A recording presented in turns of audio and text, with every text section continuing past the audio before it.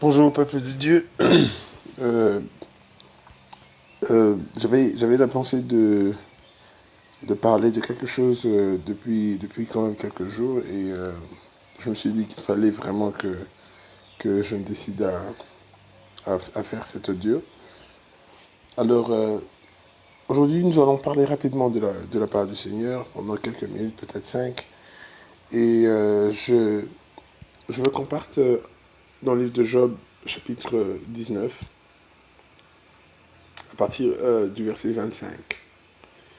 La Bible dit: mais je sais que mon Rédempteur est vivant et qu'il se lèvera le dernier sur la terre.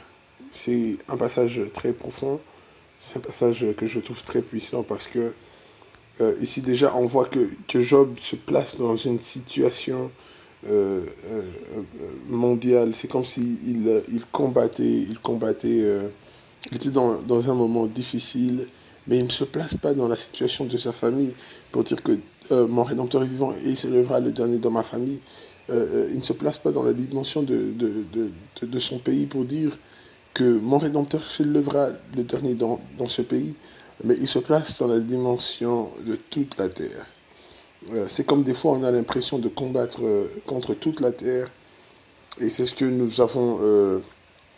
c'est ce que nous sommes en train de vivre maintenant. Il y a une pandémie qui a été déclarée, qui frappe tous les habitants de la terre. Et ce que la Bible voulait nous enseigner ici, c'est que euh, même lorsque il y a une chose qui atteint toute la terre, il faut que les enfants de Dieu sachent que Dieu, lorsqu'il se lève, ce n'est pas la taille de ton problème qui va arrêter la consolation qu'il a pour toi au nom de Jésus. Alors je disais que Dieu a une consolation pour chacun d'entre nous pendant ce moment de confinement. Il faut que nous restions éveillés dans la prière parce que lorsque Dieu te dit attends, il te demande de prier. Jésus n'avait jamais demandé aux disciples d'aller prier dans la chambre haute, mais il, il leur avait dit attendez à Jérusalem. Et ils ont compris que attendre, l'ordre d'attendre implique la prière. L'ordre de rester à la maison implique la prière. C'est donc une chose que je voulais partager vraiment, c'est la prière. Je vois qu'il y a plusieurs personnes qui passent le temps sur les réseaux sociaux. C'est une bonne chose parce qu'en même temps, on communique plus facilement. Mais il ne faut pas oublier que chaque chose a son temps, qu'il ne faudrait pas passer toutes ses journées devant son téléphone, devant Canal+, devant sa télévision, devant les films, les séries. Je suis moi-même amateur de films, j'aime bien suivre les films, mais j'ai compris qu'il y a un temps pour tout.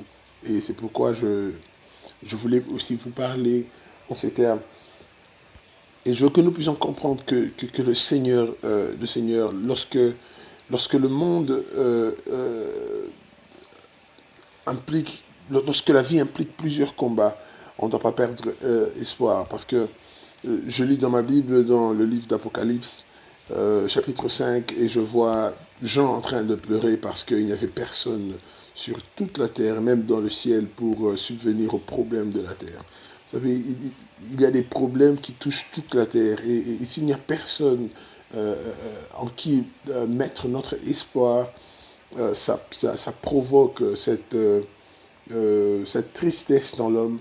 Et Jésus aimait bien rassurer ses disciples. Il leur dit que vos cœurs ne se troublent point, mais croyez en Dieu et croyez aussi en moi.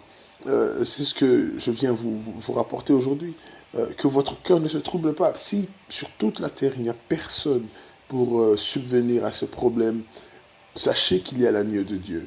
Et on va lire rapidement Apocalypse 5, le verset 5 pour gagner le temps, mais vous pouvez commencer depuis le verset 1. Et l'un des vieillards me dit, ne pleure point, voici le lion de la tribu de Juda, le régétant de David, a vaincu pour ouvrir le livre et ses 7 sceaux. Vous savez, lorsqu'on pleure, on se rend compte que voilà, je pensais peut-être dans le ciel, il y avait quelque chose pour moi. Je pensais peut-être que sur la terre, il y avait un homme riche pour me venir en aide dans cette situation. Alors on commence à pleurer si on ne voit personne. Et je veux te rappeler que ta vision est très limitée parce que tu as besoin d'être spirituel pour voir, selon Dieu. Jean était entré dans le ciel comme étant charnel parce qu'il ne voyait pas l'essentiel du ciel. L'essentiel du ciel, c'est Jésus. Ce ne sont pas les anges, c'est pourquoi le livre d'Hébreux nous demande auquel de ces anges le Seigneur a-t-il dit mets-toi à ma droite jusqu'à ce que je fasse de tes ennemis ton marchepied. Auquel des anges Dieu a-t-il dit tu es mon fils et aujourd'hui j'ai été engendré.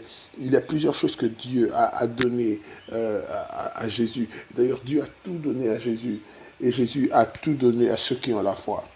Et si tu crois aujourd'hui, tu as la guérison au nom de Jésus. Si tu crois aujourd'hui, ta famille est immunisée. Je parle d'être immunisé au nom de Jésus-Christ. Et personne ne sera atteint de cette maladie.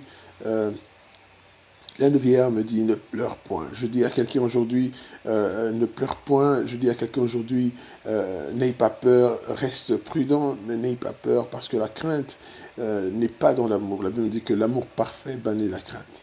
Alors nous allons prier ensemble aujourd'hui pour les familles, nous allons prier ensemble pour, pour, pour les amis, les collègues de travail, les gens que tu ne veux pas voir atteints. Et ceux qui sont déjà aussi atteints, nous allons prier pour que Dieu les sauve et que cette pandémie, parce que toute chose arrive pour la gloire de Dieu, puisse vraiment ressortir la gloire de Dieu, notamment le salut de plusieurs, parce que c'est un moment de crise que des fois Dieu parle à ses enfants. C'est pourquoi Dieu dit, je vous ai fait traverser ce long et affreux désert pour éprouver vos cœurs. Peut-être que ces moments de difficulté sont là pour attirer le cœur de plusieurs vers Jésus. Alors nous allons prier ensemble, prions au nom de Jésus-Christ. Notre Seigneur et notre Sauveur, nous te remercions parce que nous savons que tout ce que tu fais est pour notre bien. Nous savons que toute chose concourt au bien de ceux qui aiment Dieu. Au nom de Jésus, c'est pourquoi je répands l'amour de Dieu sur la terre et je répands l'amour de Dieu dans les cœurs des hommes au nom de Jésus-Christ, afin que toutes ces choses qui arrivent puissent nous bénéficier. Dans le nom de Jésus-Christ, notre Seigneur, notre Sauveur, nous laissons les familles qui sont réunies maintenant. S'il y a des familles divisées, s'il y a des familles divisées par la haine, nous sommes en train de prier la restauration divine au nom de Jésus-Christ. S'il y a des familles brisées par le manque, Éternel, nous sommes en train de prier pour l'approvisionnement au nom de Jésus-Christ. Notre Seigneur, notre Sauveur, tu as nourri Élie au travers d'un corbeau. Nous refusons de croire en la logique humaine. Nous refusons de croire en les voix des hommes, mais nous croyons, Seigneur, que, Seigneur, tu es capable de pourvoir aux besoins même en ces moments de crise. Nous prions au nom de Jésus-Christ et nous laissons ton Église entre tes mains, Seigneur, ton Église que tu as rachetée par ton sang précieux. Je prie, Seigneur, pour que cette Église ne s'arrête pas et que tous ceux qui sont restés chez eux, Seigneur, ne perdent pas la foi, mais au contraire, que tu te révèles à plusieurs. Au nom de ton Fils, Jésus-Christ, nous avons ainsi prié avec foi, nous disons Amen.